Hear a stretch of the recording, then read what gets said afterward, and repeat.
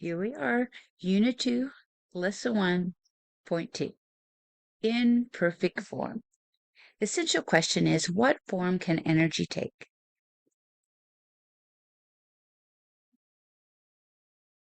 So here's an easy way to remember some types of kinetic energy by remembering melts: mechanical, electrical, light, thermal, and sound.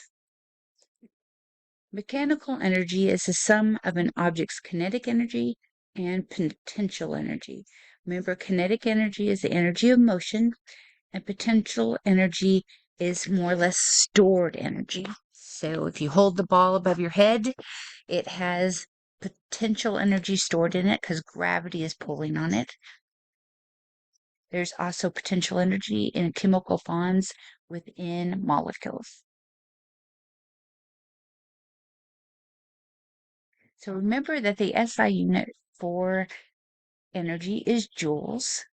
And you can see that as the dude raises the stone above his or her head, that we have potential energy, and then when it's on the ground, there's no potential energy.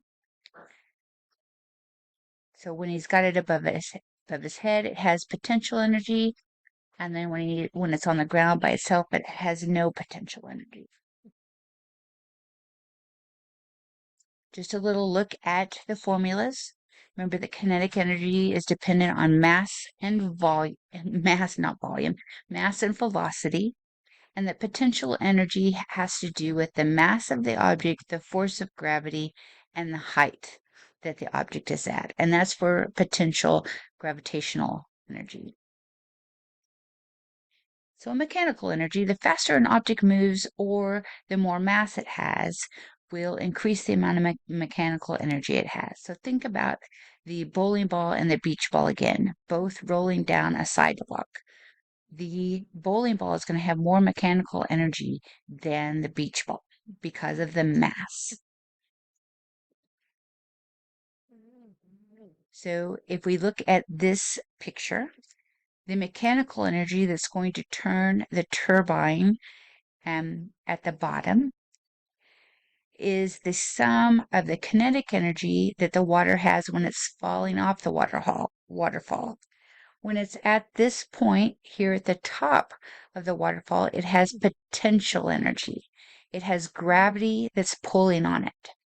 As soon as it falls over the waterfall, the potential energy gets changed into kinetic energy.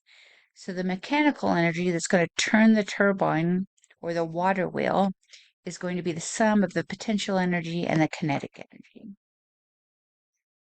So if we have a wrecking ball is going to take advantage of this sum of the kinetic energy and the potential energy. So when they pull the ball up, it's going to have more potential energy because it has the gravity that wants to pull it down. So if it's all the way up here at the top, it'll have potential energy. And as the person in the wrecking ball pulls the lever back, it creates a pendulum. So the wrecking ball will go back. So when it's up here, it'll have high potential energy. As it falls, it increases in kinetic energy, and then boom, it hits the building. And that boom from the building is caused by both the potential energy from where she pulled it back to the kinetic energy. Electrical energy. Electricity is more or less the flow of electrons. And so we're talking about the N level of an atom. We can't see electricity with our naked eye. We can see the results of the electricity. We could feel the results of it also, but we're looking at the anatomical level. And so we have the flow of electrons. Usually they are through substances that we call conductors. Metals are very good conductors of electricity. Most of your electronics are going to have wires that are based on the element copper, because the element copper is a good conductor of electricity and heat.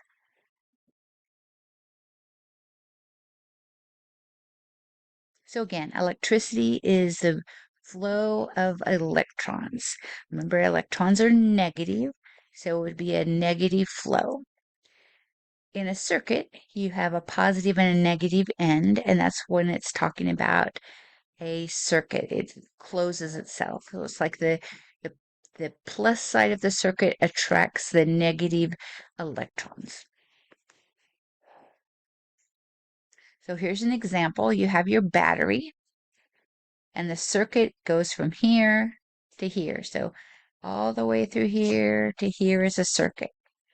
And so you have the negative end, the battery, and that this negativeness, positiveness pulls that charge. And so this pull causes this loop or this circuit or this flow of electrons. And when that flow happens, those electrons go up into the light bulb and cause these filaments here to heat up and give off light. If this were to be disconnected, then the circuit wouldn't be complete and the light bulb wouldn't light. You have to have this flow, this circuit, for the light bulb to actually produce light.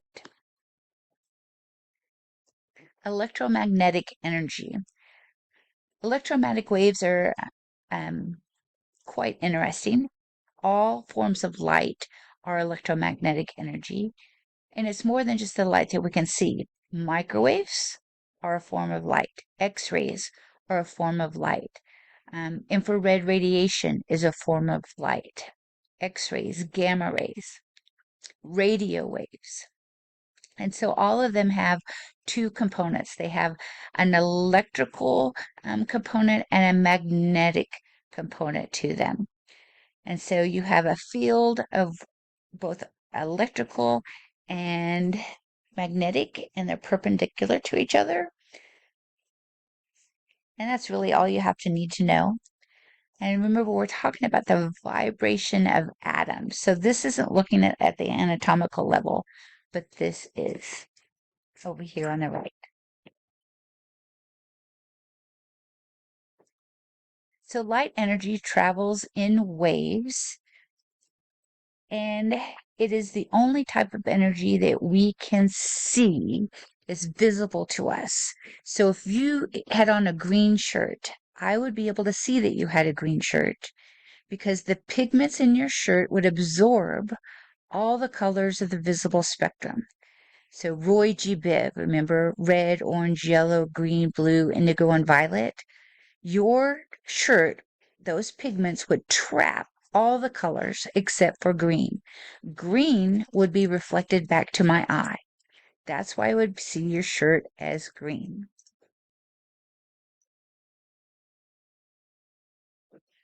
So here you have an example of a Newton's cradle, and the kinetic energy is what is being transferred between the pieces of the Newton's cradle and lighting up the light bulb. So when it's out here, it has potential energy. When it falls, it has kinetic energy. And that energy is being transformed as light and kinetic energy as it goes through the Newton's cradle. Thermal energy or heat.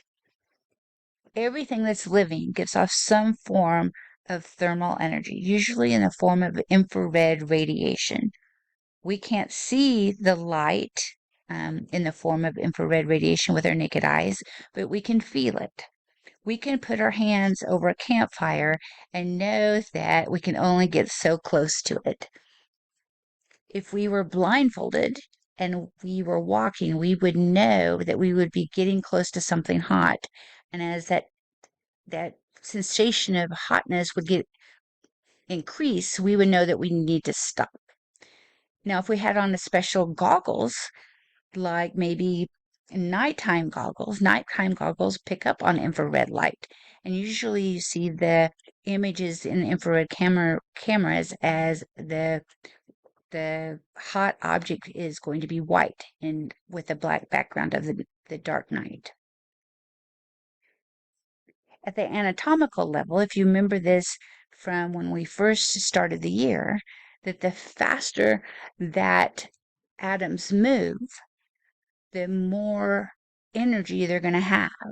If some of that energy is lost from a substance, the less energy they're going to have, and they're not going to move as much. They're not going to vibrate as much. So they'll be cooler. We're going to be going back to that heat energy curve that we made. So I hope you didn't toss that out because it should be in your notebook. So here's an example of particle movement and or atoms at different temperatures. So you have a cold temperature, a medium temperature, and a high temperature. And you should be able to tell yourself in your head what state of matter this substance is in. Is it a plasma? Well, it's not floating around going crazy, going really fast, and there's no free floating electrons. So it's not a plasma. It's not a gas because they seem to be in a kind of a rigid formation and they're not going really fast. So it's not a gas. A liquid, well, they're kind of held in place. They're not flowing over one another. So it's not going to be a liquid. Aha, it has to be a solid. And so the substance on the right would be more closely to the melting point than on the left. And the atoms on the left, the particles in the substance on the left are going to be more closer to the freezing point than the particles on the right. So you can see that faster vibration, that faster movement as more thermal energy is added. This should be reviewed for you from when we did the heat curve. Sound energy. This is caused by the vibration of particles in a medium. To have sound, you have to have a medium. It can be water, it can be air, it can be steel. Sound travels through water. That's the basis of sonar. So if you go fishing on Lake Lanier and you have sonar, you send out a sound wave, it hits the fish, and that sound wave comes back to your detector. So that's sound traveling through water. Of course, we can hear sound traveling through air because that's how we communicate and listen to music, get our cell phone, messages. Sound can travel through rock.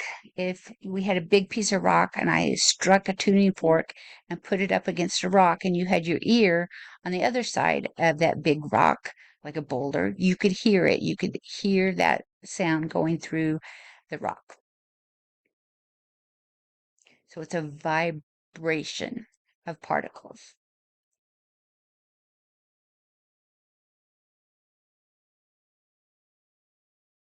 Our brain interprets those vibrations and changes it into sound. To have sound, you have to have a medium. So in space, is there sound? Well, space is a vacuum, so there's not a medium, so no sound.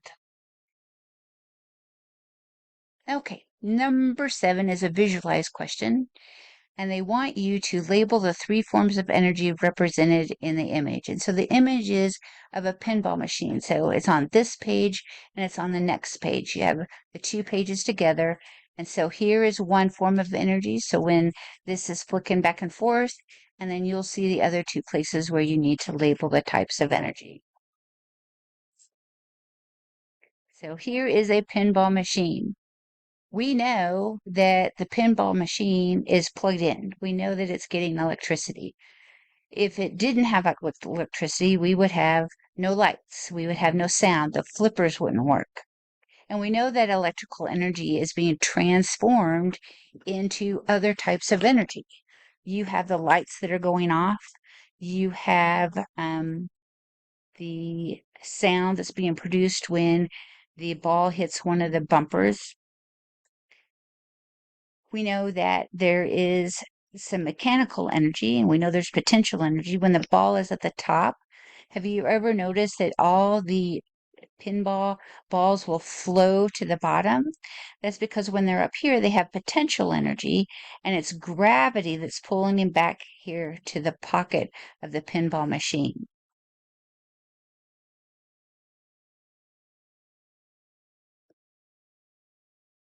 So number 9 wants you to compare how does electrical energy differ from electromagnetic energy?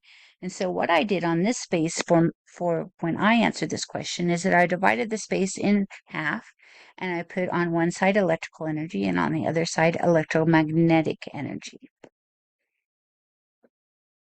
Number 10 asks you, would you expect to detect electrical energy if you played the pinball game shown in this picture? Explain your answer. So if you want to, you can go back to this picture and you can explain that question in terms of this Beatles pinball machine, if that'll help you out. Number 11 is an active reading, and it wants you to underline the source of energy in a chemical reaction. Number 12 is a synthesized question, and it asks, why is the chemical energy of a battery, battery, I left off a Y, potential and of a battery's potential energy, and why is the chemical energy of a battery potential energy and not kinetic energy? I need to go back and fix that.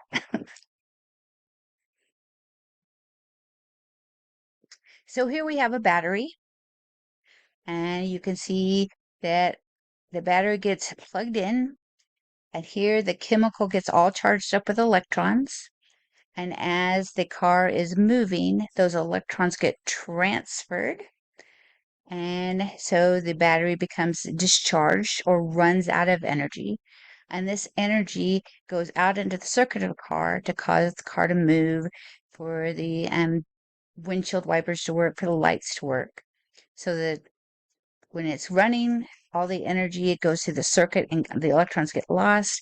When it gets charged, those electrons get put back here in this chemical energy. And so in this circuit, we have the charging and discharging of the battery. Here we have chemical energy that holds on to those electrons. And then as the circuit is complete, when the car is being used, those electrons get pulled over here.